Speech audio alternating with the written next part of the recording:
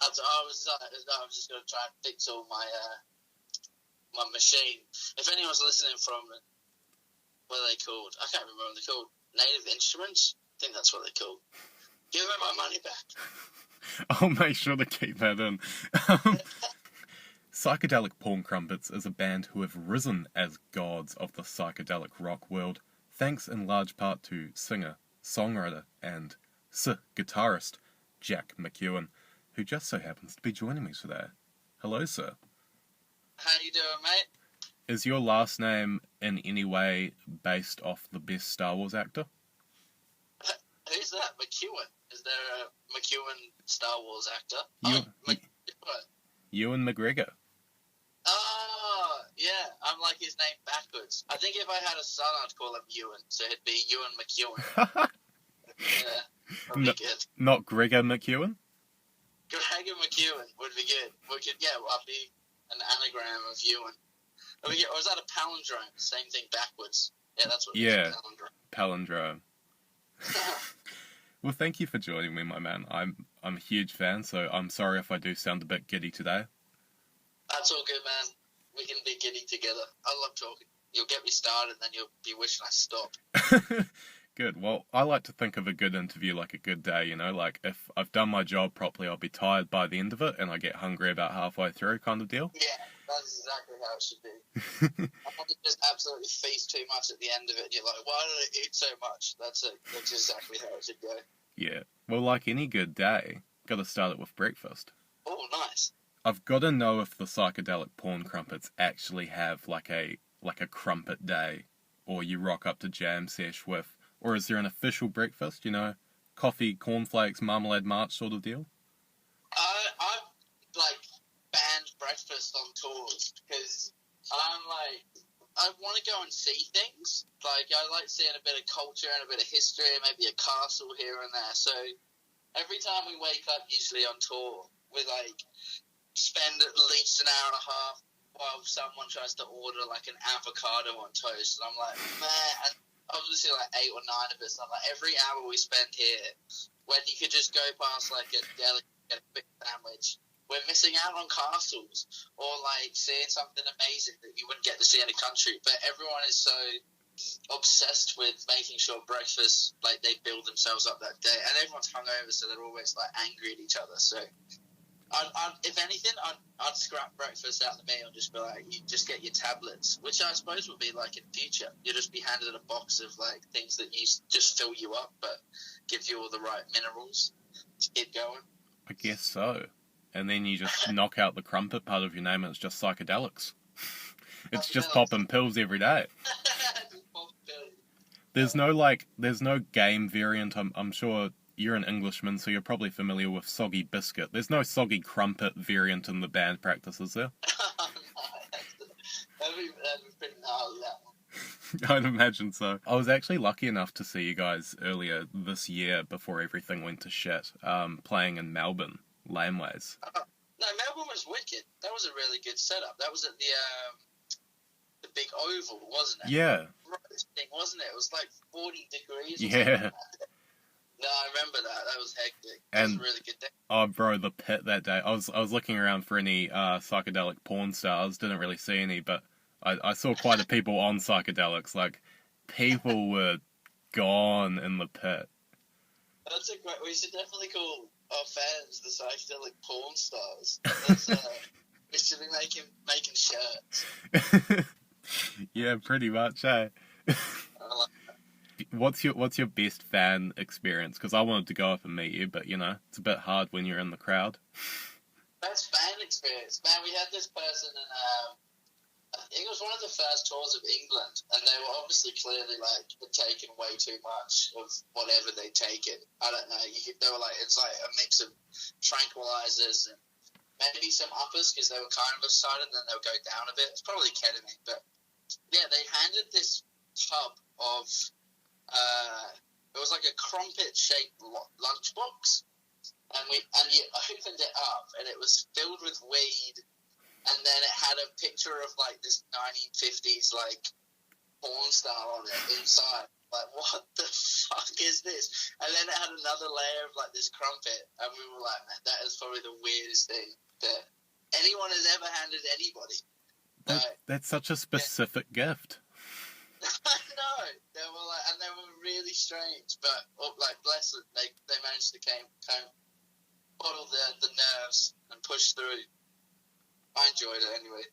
No, that's sick. You literally got a psychedelic porn crumpet. Yeah, we did. It was probably all laced with acid. It was us that was tripping. I don't think there's many other bands that can say they've gotten, their own moniker. Like, you can't give the Dune Rats just like a dead rat covered in sand. That'd be a really good present. Or give, like, Tool a hammer. I reckon someone's probably done that, eh? Yeah. 9 Inch Nails would be a good one. And that tour bus would just be a big metal detector. Just be... I don't think you can buy 9 Inch Nails, can you? I don't know. I'm sure someone's made one for old Trent. Don't the people who work at the circus? I've definitely seen one of those muscle men put one through his nose before. They're always huge. Oh, yeah, right. Well, maybe Trent works as a circus. Yeah, that's where he got the name from. Right, I suppose I should ask you about the new song, It's kind of my job. Yeah. Get to the nitty-grittiness. No, it's a great track. Tally Ho, absolutely amazing. Actually, I think I like Mr. Prism a bit better. Mr. Prism's interesting.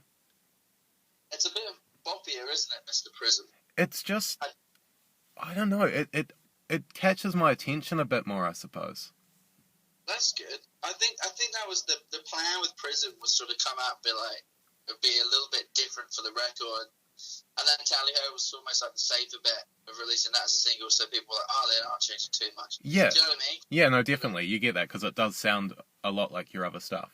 Yeah, and I think that I definitely enjoy the riff-based stuff. Like, it's so much fun to play live, whereas Prism's so much harder to play live, so it's got all the little extra effects and stuff in there, and the vocal things. I'm like, yeah, I don't know all that stuff.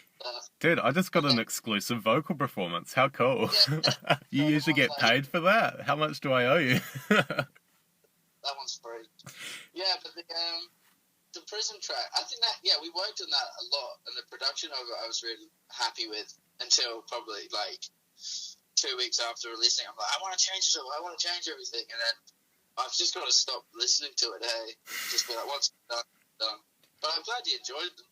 No, yeah, and I love the idea, the concept behind Tally Ho. It's obviously a conversation with your substance-impaired self, and I've got to ask, to what extent substances affect your art?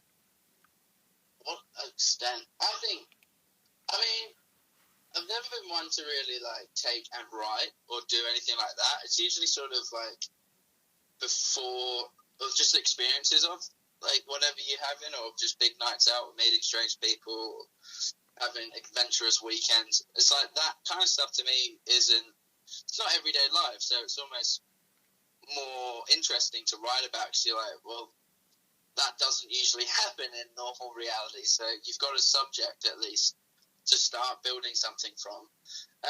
But I think if you're gonna, like, I don't know, I know there's some people who are like, oh, we went into like a room and just fucking took acid for 4 days and came out with this record. You're like, I don't know how you would even pick up a guitar, or how you'd even sit still enough to talk to a producer and be like, at least know what's going on. So I think that's what sort of, nice segue back into Tally Ho, that's what that was about. Like, people who sort of feel like they're coming up with great ideas at the time, but really it's just a horrid mess of reverberated, like, nonsense.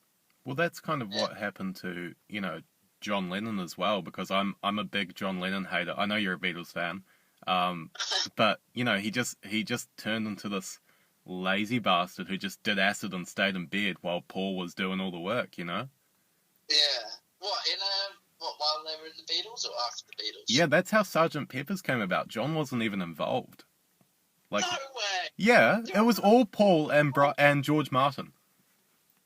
Well, definitely Paul was a great writer, but John Lennon was like, they were all, most of his songs, Lucy in the Sky with Diamonds, and Strawberry Fields Forever. My man, please don't tell me you're a John fanboy. Mate, he's a god. The guy's like... No, he's not. Paul's a god. John's just some dumb hippie who stays in bed and does nothing. He's got no work ethic. The guy has one of the greatest musical repertoires ever. What do you mean? Paul's a better writer, he's a better singer, he's a better musician. I'd say Paul's a good writer. I think he came up with some good songs, but John came up with the gold. He came over the bread, mate. Bro, have you even listened to Wings? Have you even heard Temporary Secretary? Exactly. Like, once you listen to Wings, you realise that it was all Johnny. Like, What? If John didn't come up with Wings, sorry, Paul didn't come up with Wings, I'd be like, Paul's a great writer. But Wings was savage. That was like, big, didn't do well for me. What? Wings are Alright, well, look, we could go on about this for days, but I'm sorry, Mr. Famous Person, you're an idiot. You may be a famous musician, you know nothing. Nothing, my friend. That's it, gone. Paul is my man crush, bro. You're crushing my heart. I thought because Paul started that whole psychedelic movement and that experiment with electronics, and I thought you would be akin to Paul, but I'm definitely a fan. I'd say he's my second favourite Beatle. He's a fan. Speaking of albums, tell me about Shaga. What's going on? What's the concept with Shaga? So it's kind of like a big recovery from, like I said, when I had that sort of pneumonia bout, was Australia's first active case of COVID. There was or patient zero, as I've been referred to before. But yeah, I'm joking, it wasn't. I'm sure.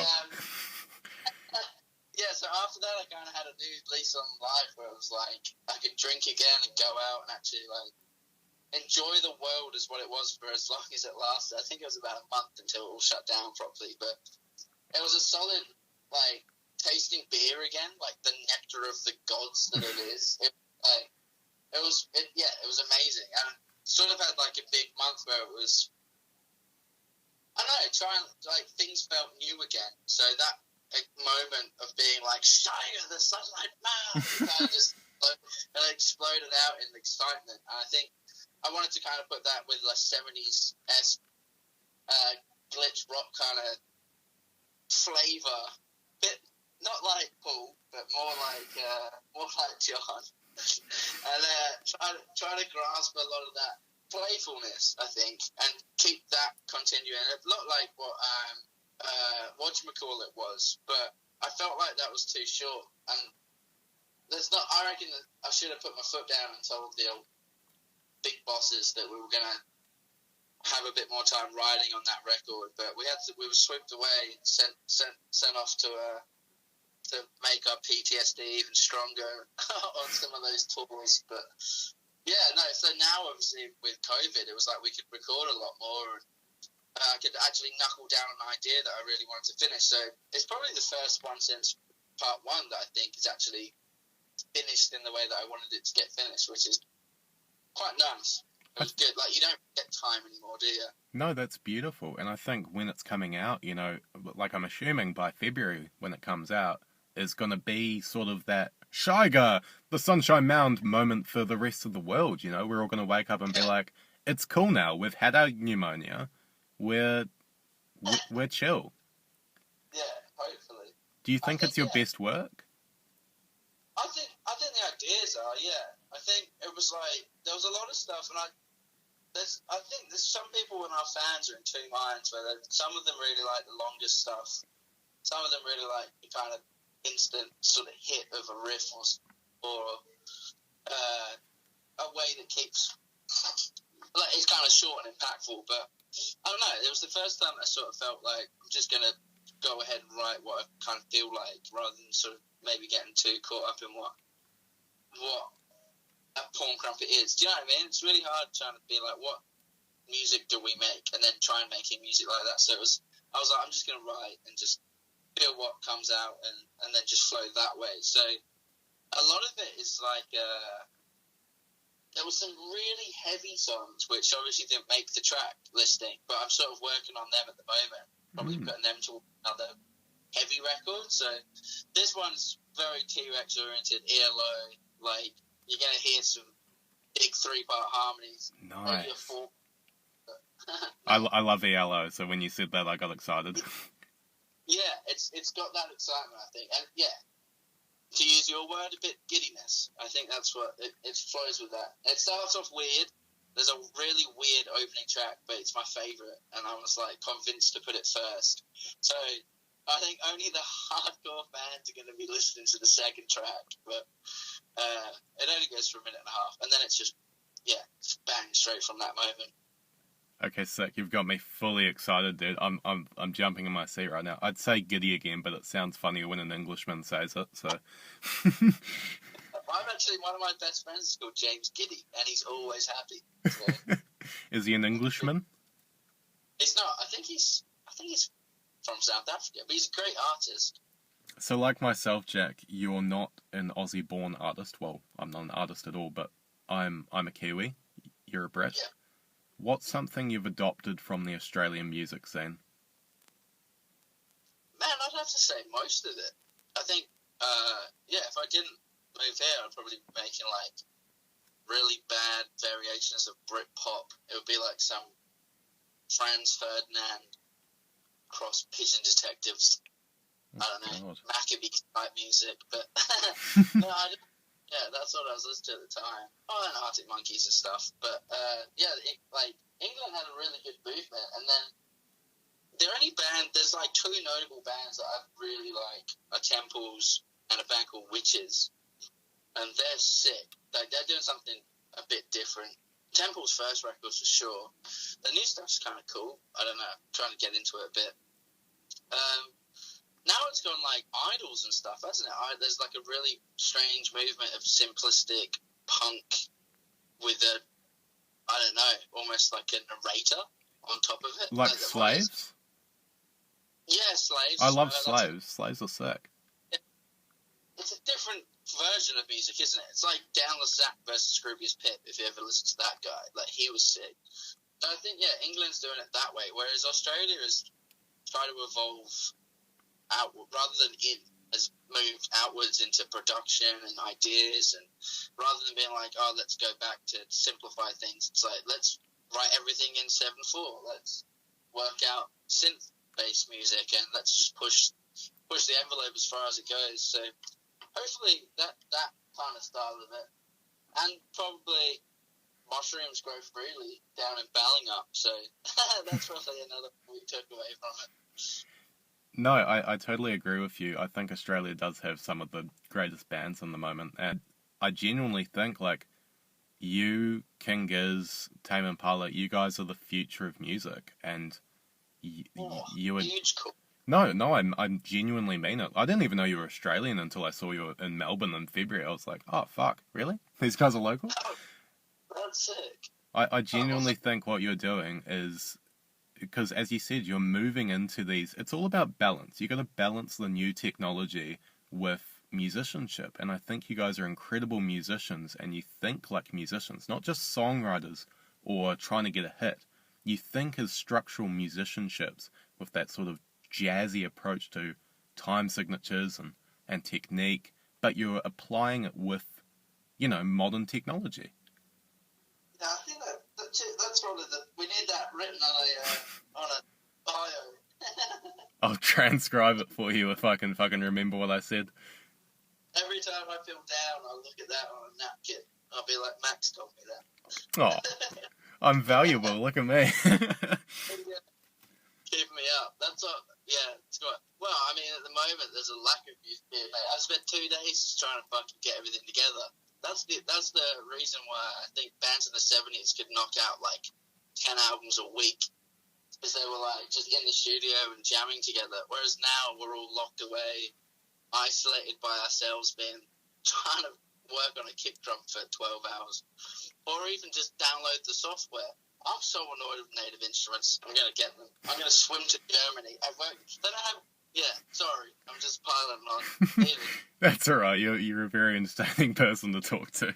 Oh, actually, funny story, last Friday, exactly a week ago today, so I've started brewing my own beer, and like Oh, I just brought the stuff to do a new batch, so I was gonna like bottle my new batch, and I realized I've got like 3 750ml bottles, and I was like, well, fuck, I need the bottles, so I chugged them all, and shit, you know, spent my entire night drinking homemade beer, listening to Psychedelic Porn Crumpets. I'm like, I'm gonna interview this guy in a week. It's gonna be sick. That's amazing. That's sick. I'm glad. That's a nice little. What did he call the beer? Or anything? Did it have a name? It's so my brand. So I'm X2X Studios, DJ Double X. So it's Double X Brew. It's kind of lazy, but yeah, it's like X2X, which is double. You know. Yeah. X Brew X. That's what you got that. Fuck, that's better. I'm gonna start a business and say you named it. X Brew X. You can write the slogan for like the jingle. I'll write you a jingle. I'll send it over. Go on. Once I get everything running, I can't do anything at the moment. Just native instruments won't let me. Come on, bro. I'm recording you. You gotta sing me something. Sing you a song. Yeah, Oh, double X Brew, something. Double X Brew. Yes. Double X Brew. That's so good. That was my Metallica sort of yarl as well. Yeah. Yeah. Well, thank you very much for joining me, Jack. It's been an absolute pleasure and an honour. Make sure you go check out Psychedelic Porn Crumpets' new single, Tally Ho Now. Obviously talking to the audience, not to you, Jack. I'm sure you've heard it. And before you go, I do actually have one more special question. Mm-hmm. Are you keen for kick-ons? Oh, no. Yeah, let's do it. If we could have we'll have a Skype drink on the X Brew X together.